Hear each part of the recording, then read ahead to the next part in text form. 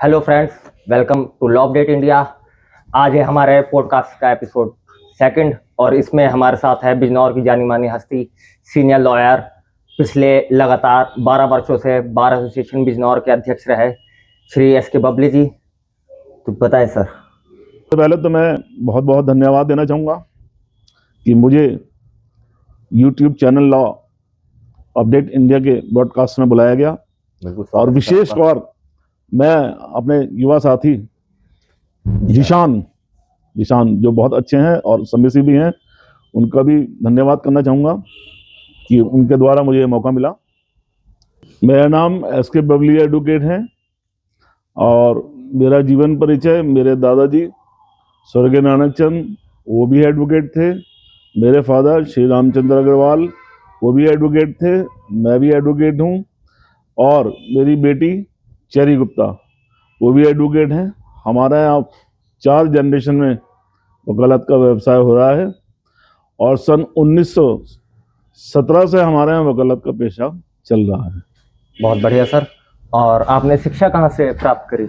मेरी शिक्षा बिजनौर के वर्धमान डिग्री कॉलेज से मैंने ग्रेजुएशन किया और उसके बाद केजी कॉलेज मुरादाबाद से मैंने लॉ पास किया।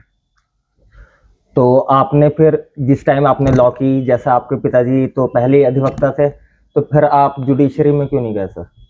आपने वकालत ही क्यों चुनी?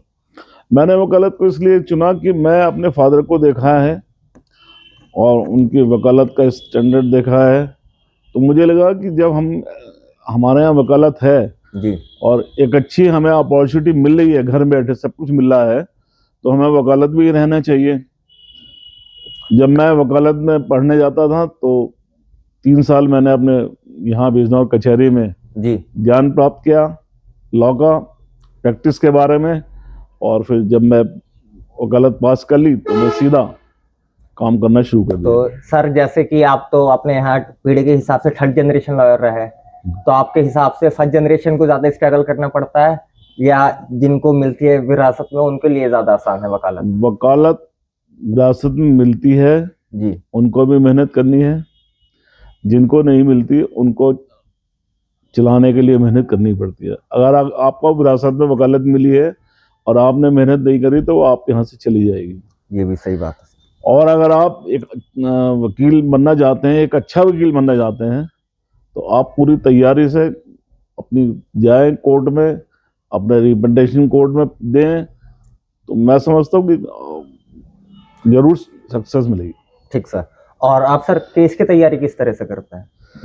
केस की तैयारी, केस की स्टडी कोई भी केस अगर हमारे पास फाइल आती है जी सर, तो उस फाइल को कम से कम 3 या 4 बार पूरी से डीपली पढ़ते हैं। केस डायरी भी पढ़ते हैं और उसके सारे जो पेपर्स हैं उनको भी पढ़ते हैं। उनके बाद फिर ये देखते हैं कि जो लेटेस्ट लॉ आ रहा और उसमें ऐसा कौन सा पॉइंट है जिसमें हम अपने केस को आसानी से जीत सकते हैं, वो लाइन ऑफ एक्शन बना के जी सर, फिर केस को हम कंडक्ट करते हैं।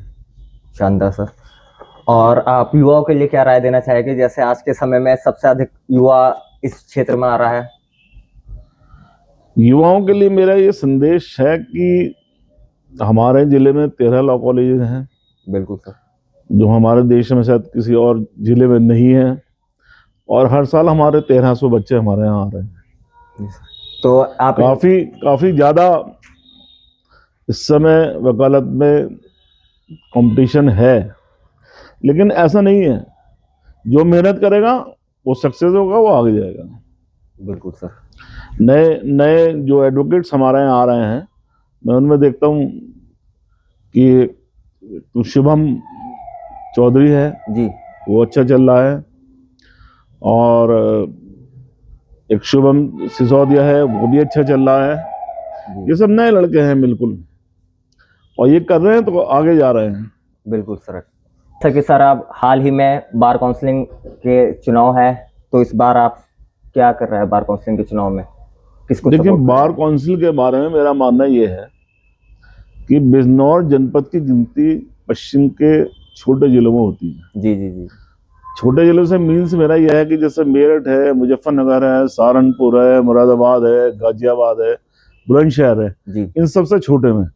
अगर भौगोलिक तौर पर हम देखें तो बिजनौर इन सबसे ज्यादा बड़ा है। बिल्कुल सर।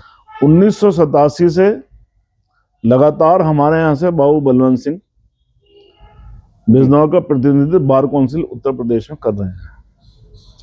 इस बार भी चुनाव होने जा रहा है जी। और हम लोग इस मामले में लकी हैं कि बिजनौर को 1987 से लगातार प्रतिनिधित्व करने का मौका बार काउंसिल में मिल रहा है। तो जो चीज हमें एक मिली हुई हम उसे क्यों छोड़ें।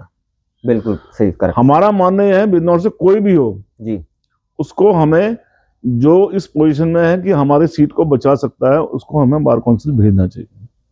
और इस समय बाबू बलवंत सिंह अकेले विकल्प है हमारे पास और हम उनके साथ हैं। और मेरा तो सभी लोगों से ये कहना है कि बिजनौर के लिए और एक अच्छे प्रतिनिधित्व के लिए बाबू बलवंत सिंह को फर्स्ट प्रेफरेंस का वोटिंग करें।